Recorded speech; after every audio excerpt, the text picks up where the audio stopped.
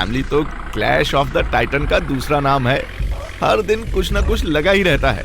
हम तो इसको बोलते हैं कि इतना मत सुना करो, बोल दिया करो। After all you are an adult.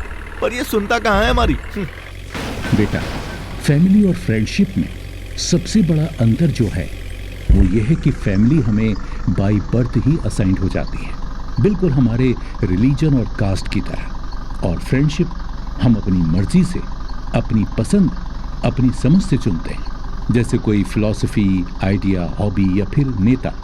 जो चीज़ हमें बिना मांगे और पूछे दी जाती है वो कभी ना कभी हमारे लिए बर्डन बन जाती है, क्योंकि हम हमेशा उन्हें क्वेश्चन करते हैं या फिर फॉर ग्रांटेड लेते हैं। और जो चीज़ हमें अपनी मर्जी से मिलती है हम उसी में अपनी खुशी ढूंढते हैं। लेकिन इसका मतलब ये नहीं कि कोई चीज़ ज़्यादा अच्छी या ख़राब है। फैमिली पर हमारा और हम पर फैमिली का बाय डिफ़ॉल्ट अधिकार होता है, और जहाँ अधिकार होता है वहाँ आर्ग्यूमेंट्स भी होते हैं, लेकिन मोस्टली हमारे अच्छे के लिए और कभी कभी बेवजह भी। हमें ये रियलाइज़ ही नहीं होता कि हम और हमारी फैमिली डिस्कशन के सेम पेज पर हैं, लेकिन बस नज़रिया बदल जाता है। तो बेटा, कभी ये मत सोचना कि फैमिली हमें समझती नहीं या भला नहीं चाहती। वो भी इसलिए कि वो हमारे फ्रेंड जैसे नहीं हैं, और वैसे भी पेरेंट्स की जगह तो सबसे ऊपर होती है। तो वो अगर थोड़ा डांट भी दें तो क्या फ़र्क पड़ता है, क्योंकि उनकी डांट भी एक ब्लेसिंग है। और अगर पेरेंट्स दोस्त बन जाएं तो फिर दोस्तों का क्या काम हमारी लाइफ में। और रही बात रिश्तेदारों की, तो वो भी तो हमारी फैमिली ही है। तो उनकी ओपिनियन भले ही हमारे लिए मैटर करे या ना करे, लेकिन रिस्पेक्ट करना तो हमारी ड्यूटी है, क्योंकि उनसे दोस्ती रखने में भले ही हमारा कोई फ़ायदा ना हो, लेकिन अपनों से दुश्मनी हमारे लिए बहुत बड़ा सिरदर्द बन सकती है। तो फैमिली, चाहे वो पेरेंट्स हो या रिश्तेदार, कभी किसी से भागो मत, बल्कि उनकी बात सुनकर और समझकर फिर अपनी बात रखो। क्योंकि चाणक्य भी यही कहते हैं, पुत्र हितम मित्रम कृत्वा भातृहितम जननी सा, considering the welfare of the son and being friendly with relatives is beneficial. मतलब पुत्र के हित का विचार करना और संबंधियों से मित्रतापूर्ण व्यवहार करना लाभकारी होता है।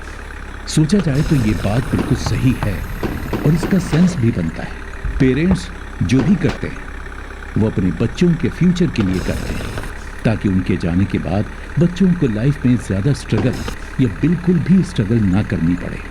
फिर चाहे वो फाइनेंसेस हो, पर्सनल रिश्ते हों या फिर रिश्तेदार हो।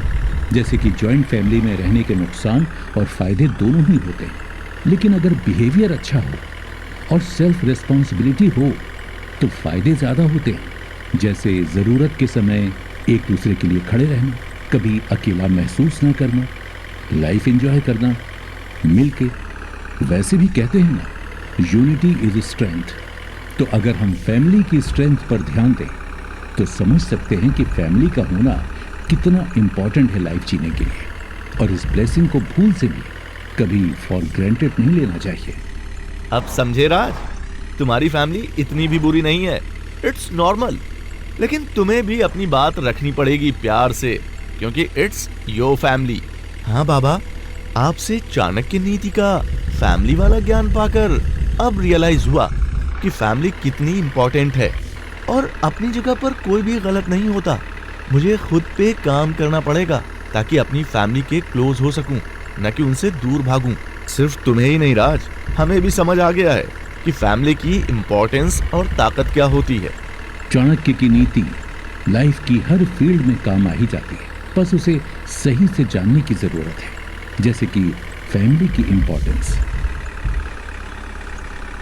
दिल्ली के हवा से और रोजमर्रा की लाइफ से परेशान इन तीनों यंग मेन की लाइफ जैसे बनारस में आकर धीरे धीरे पटरी पर आ रही थी, और साधु बाबा तो जैसे इनकी लाइफ कोच बन गए हैं, और चाणक्य नीति का ये रंग अब जमने लगा था।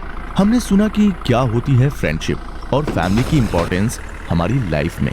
क्या कहते हैं चाणक्य इनके बारे में।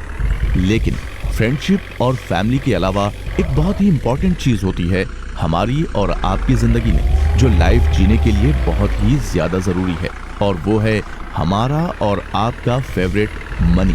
तो आइए जानते हैं क्या कहती है चाणक्य नीति मनी के बारे में, इन तीनों के सवालों, थॉट्स और साधु बाबा के जवाब के माध्यम से। मैं तो अपनी फैमिली और फ्रेंडशिप में